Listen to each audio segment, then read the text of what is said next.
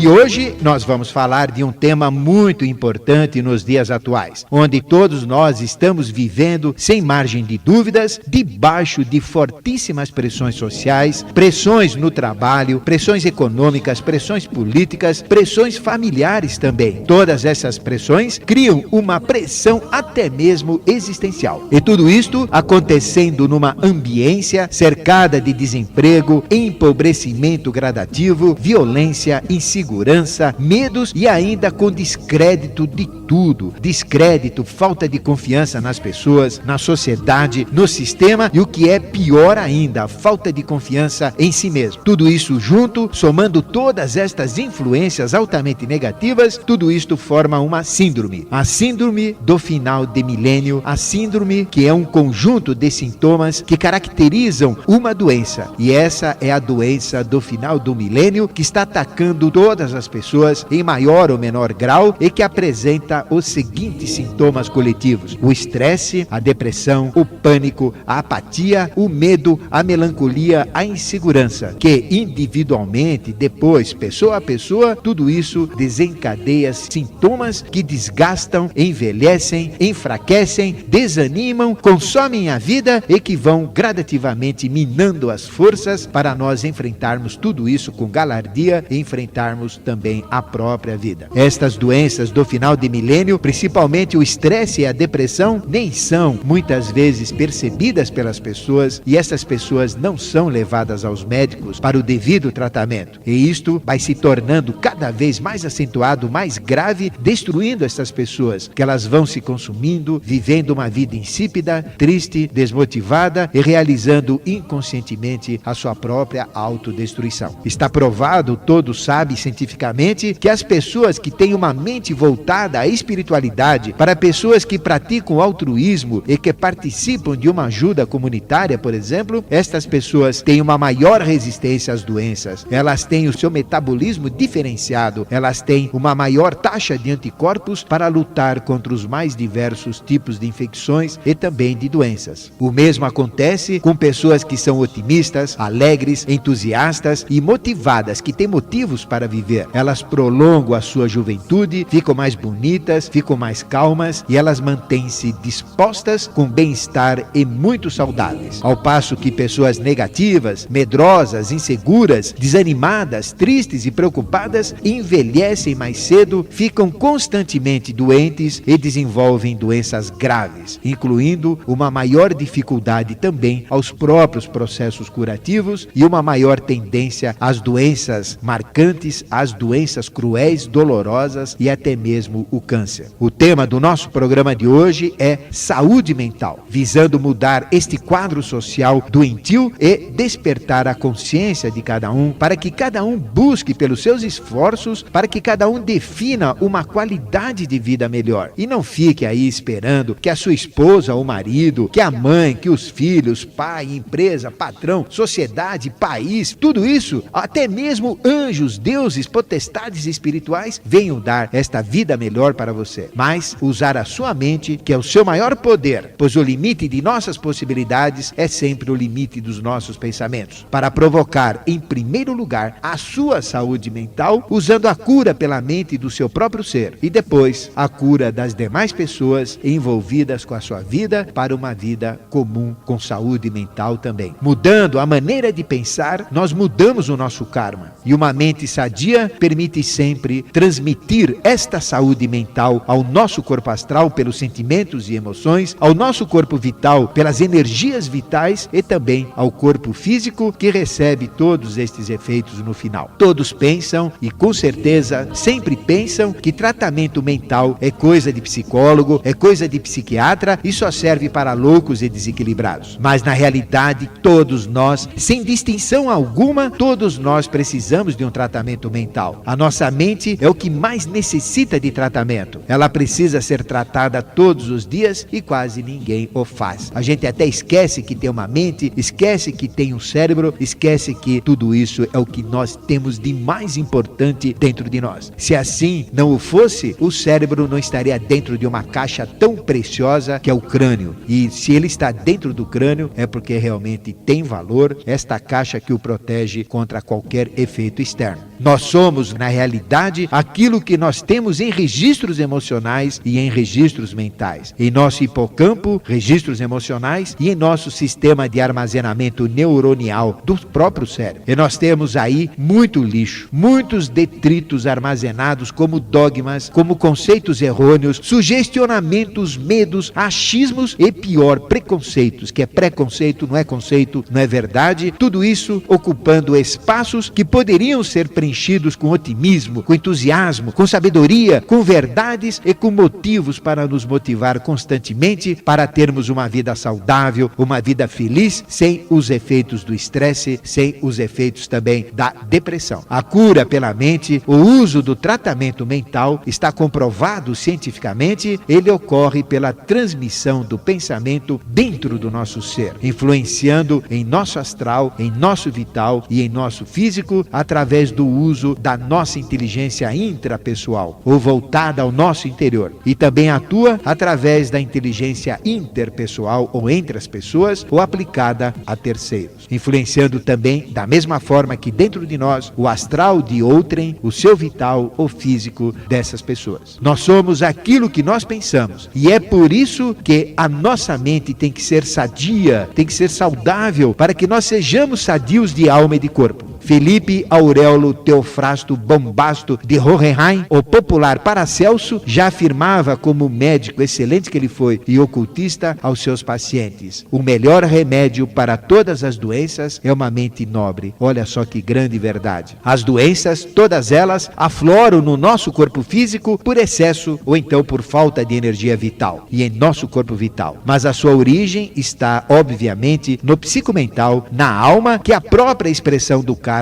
e do destino. E como a mente representa o nosso maior potencial, a parte superior da alma, nós podemos alterar mentalmente a origem e a própria aplicação kármica da doença, fazendo com que uma doença kármica qualquer não aconteça. E, no caso, se não for possível, no caso de um karma imutável, nós ainda podemos também trabalhar, podemos reduzir os seus efeitos, reduzir os sofrimentos psíquicos e também físicos. Na cura pela mente, nós somos os nossos próprios terapeutas, nos autocurando pelos nossos pensamentos positivos, sadios, altruístas e principalmente espiritualistas. E estes pensamentos atuam numa primeira fase como preventivos de doenças e depois, numa segunda fase, mais potencializados, eles atuam como verdadeiros imunidores de doença, cancelando a sua existência através de anticorpos mentais, astrais, etéricos e físicos, pelo despertar, pelo desenvolvimento da glândula pineal ou da epífise, que passa a produzir a melatonina humana. E esta melatonina humana, este hormônio, ele atua diretamente como anticorpos contra toda e contra qualquer doença psíquica e física também. Se nós tivermos melatonina na nossa corrente sanguínea, nós seremos saudáveis e teremos, obviamente, uma alma sadia e uma mente poderosíssima, sadia também. Mas nós podemos também pedir, ter ajuda exterior, como através de um processo iniciático, que automaticamente desenvolve mais condições poderosas através de yogas, ensinamentos, conhecimentos superiores transcendentais e exercícios práticos. E também podemos ser ajudados por profissionais, como nós temos tantos aqui na Rádio Mundial de São Paulo, mas aqueles que atuam dentro de princípios de ética, dentro de princípios de moral, que já tenham feito a cura mental em si mesmos, para depois se voltarem aos outros. E desde também que não ocorra subjugação ou domínio mental pelo terapeuta por processos de hipnotismos mal conduzidos ou por implantes através de sugestionamentos. Tudo isto tem que ocorrer, acontecer, se desenvolver na pessoa que está sendo tratada ou que busca uma ajuda de uma forma natural, entendível e principalmente consciente, para dar resultados realmente válidos e resultados positivos. Querido e querido ouvinte, como será que nós poderemos ter saúde mental neste mundo tão azucrinado, tão conturbado? Qual será o mecanismo dessa cura pela mente? O que realmente nós podemos curar com a mente? Será que é possível curarmos doenças graves? Porque toda doença começa pela alma, pelo psicomental. E qual é a relação do karma neste processo? O hipnotismo, será que ele pode ser usado para uma saúde mental? E as técnicas de sugestão, elas são permitidas? E qual é a diferença de cura pela autossugestão e pela sugestão através de um sugestionador, de um terceiro? Como podemos nos livrar da depressão, do estresse, da melancolia, das fobias de fim de ciclo? E como será que ocorre a transmissão de pensamento dentro de nós, atuando no astral, no vital e no físico e permitindo estas curas interiores? E a transmissão de pensamento voltada à cura de outras pessoas? Qual será o seu mecanismo? Como ela funciona? Existe a cura espiritual? Será que ela é mais poderosa do que as outras? E como nós podemos, através da mente, provocar uma cura espiritual? Qual será a relação dos temperamentos humanos com a própria saúde mental? Quais são os temperamentos mais saudáveis e os mais doentes mentalmente? Porque todos nós, em maior ou menor grau, nós somos mentalmente doentes. E o que fazer, onde fazer, como fazer para nós termos saúde mental plena? Então, olha, este assunto realmente é importantíssimo, pois a sede da nossa evolução é o nosso corpo mental. E nós já temos um primeiro ouvinte na linha que vai fazer a pergunta relacionada ao tema de hoje. Alô?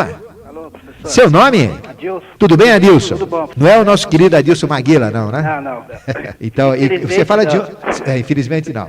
Realmente porque é uma pessoa admirável, né? A gente gosta muito dele. É. E me diga o seguinte, você fala de onde, Adilson? Suzana. Suzano? Então, e o seu mistério? Gostaria de perguntar sobre a existência da cura espiritual e gostaria também, assim, eu sou de signo de Capricórnio, né? Sim. E as pessoas de Capricórnio são um pouco melancólicas, né? Sim. Só que eles são bem valentes também. Aham. Sim, lutadoras, assim. Eu gostaria também que tem muitas... É igual o Martin Luther King era de Capricórnio, era uma pessoa da maneira que ele era, né? Se eu explicar por que as pessoas são melancólicas, assim, igual Capricórnio, mas sempre tem valentia no espírito, não sei, da pessoa. Certo. Essa Então aí, vamos explicar. Pergunta muito boa, viu, Adilson? Tá, ok. Então vamos lá. Bom, primeiro quanto à cura espiritual. Realmente nós poderemos ter uma cura diretamente trabalhada através de um impulso que vem do espiritual ou de uma força que é plasmada do espiritual para o físico. Isto ocorre através dos elementais, que são forças da natureza comandadas por anjo. Então toda cura através dos elementais, como curas espirituais que acontecem por processos mediúnicos, que acontecem também por processos de candomblé, por processos de umbanda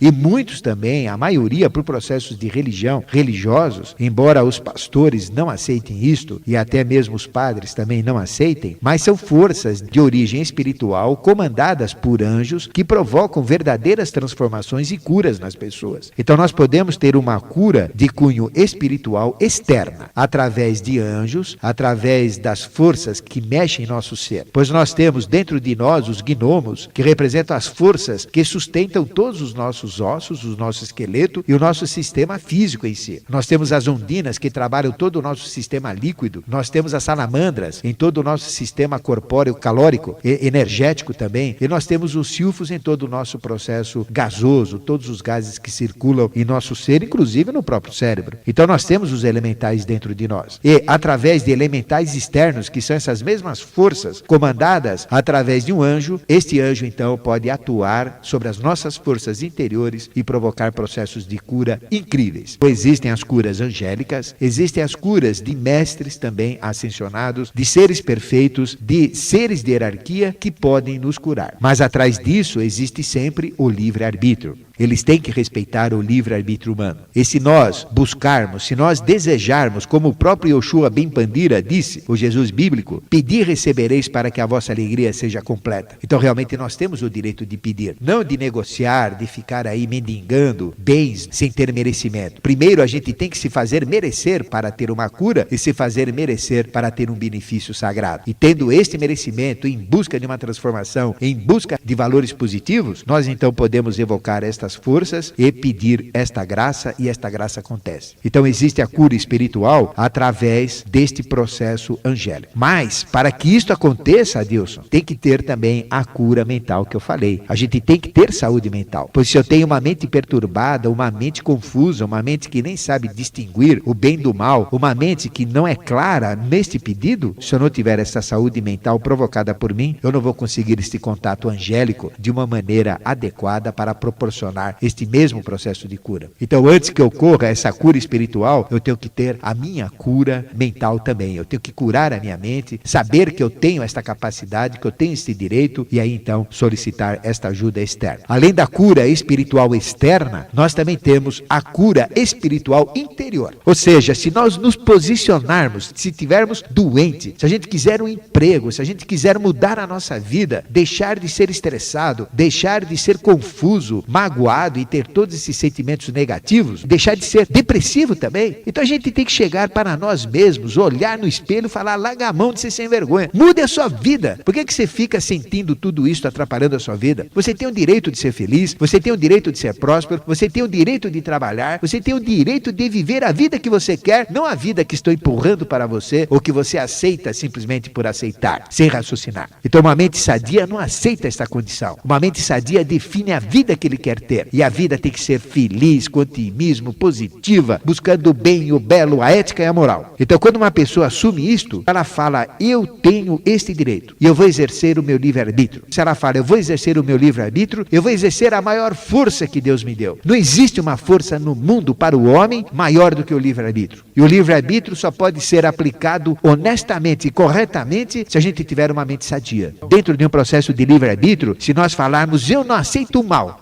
não tem poder sobre nós. O próprio livre-arbítrio que a gente tem faz com que o mal não tenha poder nenhum sobre nós. E também o bem não tem poder nenhum sobre nós. Satanás, diabo, Beuzebu, pode chamar tudo quanto é quintos dos infernos de entidades ruins, não tem poder nenhum sobre nós. Não tem. E também, da mesma maneira, qualquer anjo, qualquer santo, qualquer Jesus manifestado, Nossa Senhora, não tem poder nenhum também sobre nós. Porque ambos, tanto o mal como o bem, nos deram a maior força que nós temos, que é o livre-arbítrio. E somos nós, então, que determinamos as coisas. Se eu aceitar o meu livre-arbítrio e me colocar numa posição neutra, se eu colocar dentro de mim que o mal não tem poder sobre mim, e colocar dentro de mim que o bem também não tem poder sobre mim, mas que eu que determino o poder das coisas, como elas atuam sobre mim, então eu vou definir, eu vou praticar o livre-arbítrio. Quando eu assumo essa postura que o mal não tem poder sobre mim, então o mal não tem mais efeito. Eu não tenho mais medo de nada disso. Praga não pega, macumba não pega, nada acontece de ruim. Pode vir o anticristo ficar fazendo o que quiser, enxuriçando a nossa vida, ele não consegue nada. Da mesma maneira, Jesus não salva ninguém, Nossa Senhora não salva ninguém. Somos nós que nos salvamos. Quando a gente aceita uma força crística, aí a força crística atua sobre nós. Quando a gente aceita uma força satânica, esta força satânica atua sobre nós. Nós é que determinamos. Então, se nós adquirirmos essa postura neutra, se nós falarmos: eu que decido, e a gente decide: eu quero ter saúde, eu quero ser feliz, eu quero ter prosperidade. E quando a gente assume esta posição neutra, a gente sai do mundo polar. E tudo que acontece é polar. E a polaridade é ignorância, porque pode ser que sim, pode ser que não, bem e mal, certo e errado. Então, este jogo de dúvida que é o jogo da ignorância. E quando a gente sai desta polaridade, e a gente é que determina, na realidade não somos nós que estamos determinando, mas é o Espírito que habita dentro de nós que determina. Porque quando a gente sai da polaridade, automaticamente eu entro na dimensão espiritual. O meu espírito, a minha essência, o meu Cristo interno, o meu superior, esta essência crística, que é uma parcela do próprio Melquisedeque, é esta essência que vai me curar. Se eu assumir essa postura, eu consigo curar as minhas doenças. E nessa postura também, tendo esse poder, eu posso, por exemplo, curar uma pessoa. Posso afastar totalmente as más influências, os camarrupas, os encostos que essa pessoa tem, que ficam azucrinando e provocando doenças, ficam sugando a energia desta pessoa, ficam perturbando esta pessoa como obsessores. Nós temos esse poder. Só que você, querido ouvinte, você, Adilson, você tem que acreditar que você tem isso. Enquanto você não acreditar, você não vai realizar nada. E a saúde mental,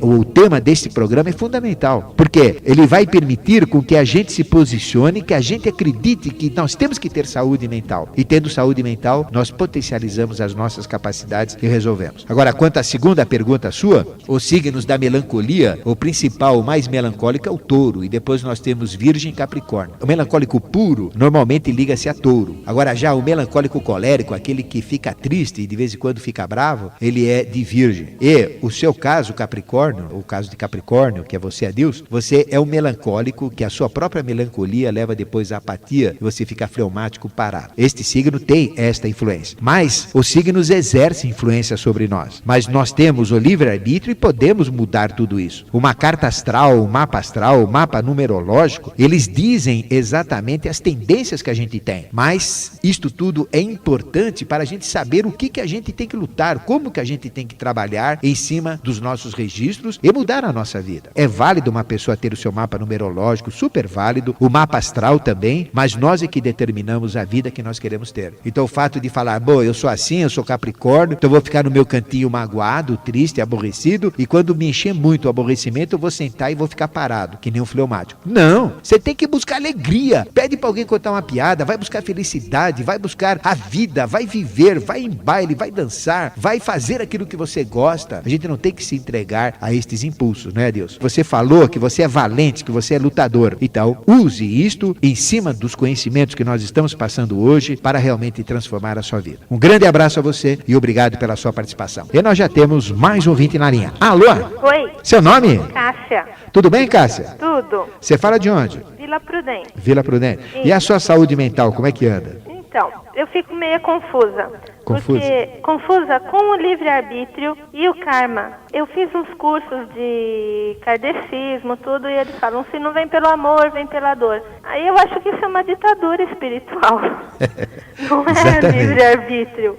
Até que ponto nós temos o nosso livre-arbítrio? E como que eu pago por erros de outras vidas, sendo que eu nem lembro do que aconteceu? Não acho justo também. Certo. Então essas coisas me confundem muito. Livre-arbítrio, karma e pagar vidas passadas, eu não tenho conhecimento. Por que eu sofro, então? Ok. Tá? Então vamos lá, não é? Parabéns, professor. Gosto muito de você. Obrigado, hein? Igualmente. Tchau. Bom, primeiro, esta confusão já indica que você precisa ter uma saúde mental. Porque quem tem saúde mental não tem confusão. Confusão é um sinal, e todos nós, isso não é um problema seu, Cássia, é um problema de todo mundo, da humanidade inteira. Todos nós temos confusão mental. E se nós temos confusão mental, a mente não trabalha direito. Nós temos que ter lucidez mental, nós temos que ter consciência. Consciência, como o nome diz, é consciência, com conhecimento, com sabedoria. Então a gente tem que ter consciência. E quem tem consciência não tem esta atrapalhada toda mental que as pessoas têm, esta confusão mental. Karma, todos nós nascemos com karma. Nós nascemos com karma que é imutável, que explica problemas de nascimento, ou então karma que não tem jeito, vai ter um acontecimento qualquer, uma doença qualquer, ou um determinado fato importante na nossa vida que vai acontecer no meio, por exemplo, ou no final da nossa vida. São acontecimentos imutáveis. Deste karma imutável, nós temos o karma de nascimento. Nós nascemos sempre com duas sacolas, uma de karma positivo e uma de karma negativo, que são distribuídos ao longo da nossa vida. Se a gente não fizer nada, deixar estas sacolas conduzirem a nossa vida, ou o destino conduzir a nossa vida, tudo vai acontecer exatamente de acordo com o conteúdo dessas sacolas. Se a gente deixar a vida nos empurrar, vai acontecer exatamente o que está dentro das sacolas. E se uma pessoa é clarividente e consegue enxergar o que tem de bom e o que tem de ruim na sacola da direita e da esquerda, ela adivinha o nosso destino. Aí que vem o livre-arbítrio. Através do livre-arbítrio eu posso atuar na vida e não deixar a vida me empurrar. Eu posso conduzir a vida da maneira como eu determinar. Aí que você vai entender o que é karma e livre-arbítrio. Livre-arbítrio é essa capacidade que nós temos de mudar o nosso karma. O fato de eu ter um karma não quer dizer que eu vou ser obrigado a ficar quieto e deixar esse karma comandar a minha vida. Não. Eu não posso deixar a vida me empurrar. Eu que tenho que conduzir a minha vida. Eu não posso ser vítima da sociedade. Eu que tenho que conduzir a sociedade. Eu não posso ser vítima de pragas ou vítima de situações ou vítima do desemprego ou vítima disto, vítima daquilo. Não. Eu que tenho que determinar exatamente a vida que eu quero ter. E isto é prática do livre-arbítrio. Livre-arbítrio é esta possibilidade que permite alterar tudo, inclusive o nosso karma. Tudo o que a gente fez em vidas passadas, a gente vai ter que pagar. Nós somos resultados de vidas anteriores. E para você entender isso, Cássia, você medita no ontem, no hoje e no amanhã. Tudo que você tem hoje é consequência de ontem. Se ontem você comeu coisas estragadas, hoje você vai ficar doente. Se ontem você foi dormir num cubículo apertado, num apertamento, como a gente fala, hoje você vai acordar num apertamento. Você não vai acordar numa mansão. Se ontem você estava casada com uma pessoa ruim, ela não vai acordar boa na manhã seguinte, ela vai ser ruim e vai continuar a te perturbar. Mas hoje, no dia de hoje, eu posso mudar minha vida. Eu posso conseguir dinheiro, posso ganhar na loteria, posso sair do apartamento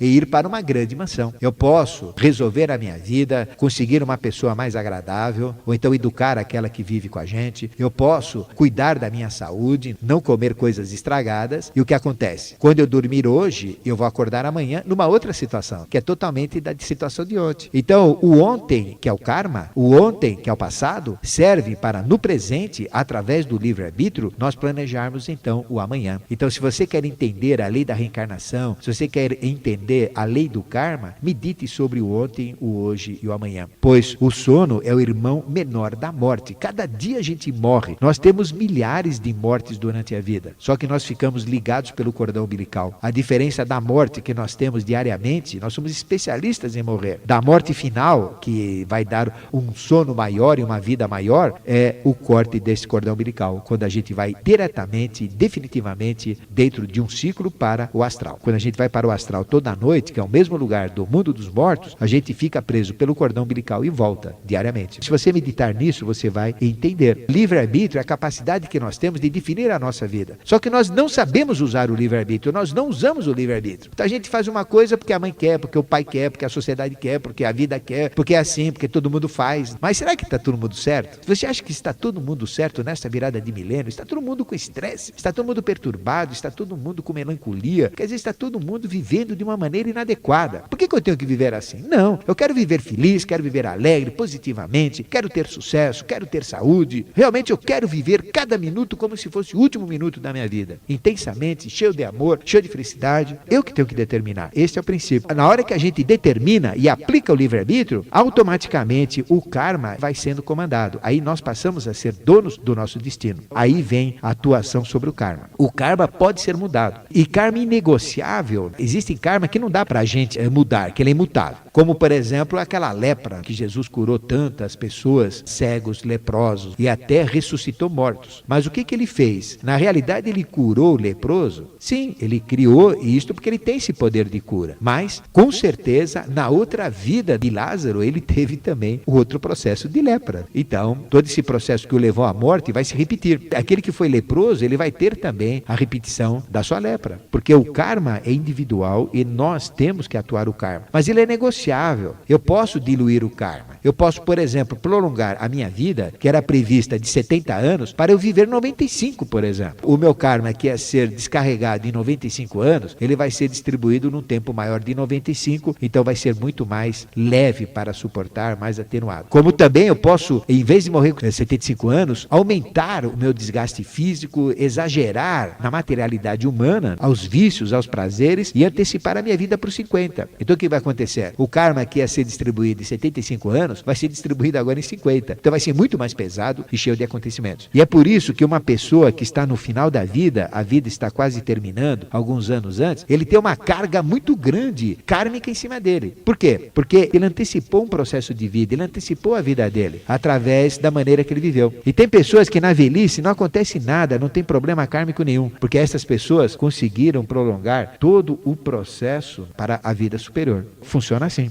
Quanto ao karma, quanto ao livre-arbítrio, acredito que você tem condições. Agora, você pagar por acontecimentos de vidas passadas, isso é óbvio. Se você pensar no ontem, no hoje e no amanhã, você tem que pagar. Porque se ontem você dormiu com uma dívida, você não tem que pagar hoje. Se hoje você conseguir pagar quando você dormir, amanhã você não vai acordar com dívida. É o mesmo processo. Medite sobre isso, Cássia, que você vai entender todo esse processo. E temos mais ouvinte na linha? Alô?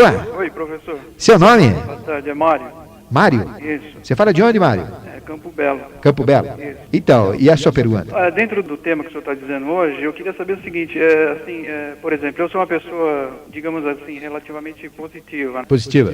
Eu gostaria de saber, assim, como conviver, assim, levar essa situação que o país está vivendo. Sim. E que a gente parece que vive amarrado, atado por problemas políticos, com o imperialismo americano dominando tudo, os setores do nosso país, né, através dos políticos que se curvam a isso, tudo mais. E, assim, uma pessoa que tem garra, que tem disposição, que tem vontade, como a maioria dos brasileiros, né, como é que conviveria num país desse? Se vai ter solução para esse tipo de coisa, né? Porque acho que a situação que está aí é influenciada muito pelos políticos, eu acho. Sim, lógico. Porque Então, político, essa palavra político vem de polis, que quer dizer muito. Pois São pessoas muita que mexem com- dominação, muito imperialismo. Então a gente não tem, a gente vive atado. Eu percebo isso. Sim. E eu percebo que a situação está cada dia pior. Ontem eu andei pela cidade, está cada vez pior a cidade. Mais É um suja, mais- empobrecimento terrível. demais, né? Uma A cada condição- dia pior. Pior, exatamente. Eu ando na rua, não ando muito de carro, eu ando a pé, Então eu percebo exatamente isso, cada dia pior. É como nós falamos no início.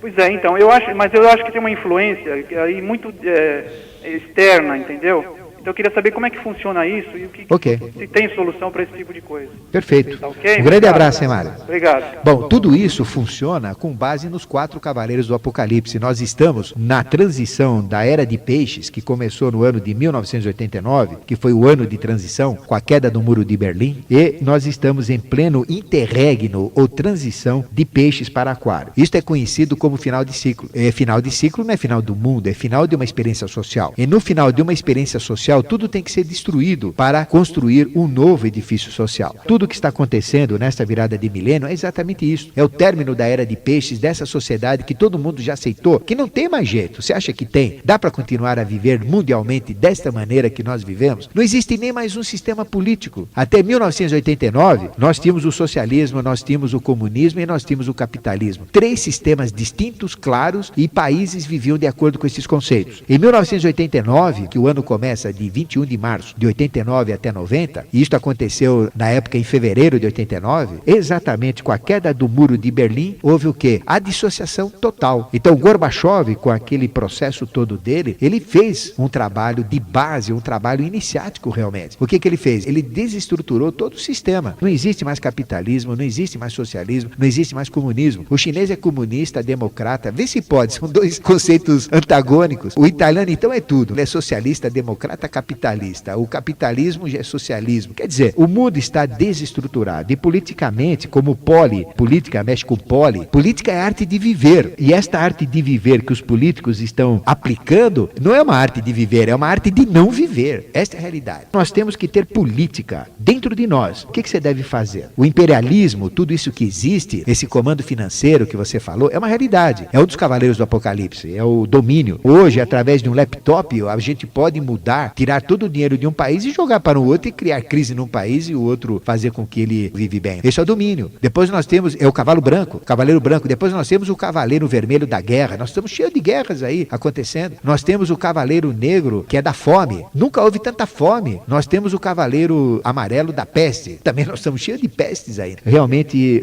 tudo que está acontecendo é uma consequência do próprio Apocalipse, que é cíclico. Mas nós temos que usar da política, já que você colocou isto, política é a arte de governar. Então você tem que usar da política, não para governar tudo, como você às vezes quer fazer, mas você tem que ter a política como arte de governar a si mesmo. Porque se você governar a si mesmo, se você controlar os seus pensamentos, dirigir a sua vida, cuidar do apocalipse que tem dentro de você, não apocalipse interno, e com política levar esta vida que você quer levar realmente como nós colocamos no nosso programa, você vai mudar. O sistema é esse, é não se preocupar com a política externa, mas com a política como arte de governar a si mesmo. E através de uma mente sadia, de uma mente limpa, jogando todo o lixo que a gente tem para fora, a gente consegue isso. Tá bom, Mário? Um grande abraço a você e obrigado pela sua inteligente pergunta. Mas o nosso programa está chegando ao final. O Ocultismo Sem Mistérios chegou ao seu final e o nosso programa Mistérios Revelados é levado ao ar de segunda a sábado às 4:30 da manhã e diariamente às 7 ao vivo, esclarecendo as dúvidas que você tiver relacionadas ao sobrenatural e aos mistérios da vida. Tchau, gente. Fique com Deus e continue na sua Rádio Mundial acreditando na vida.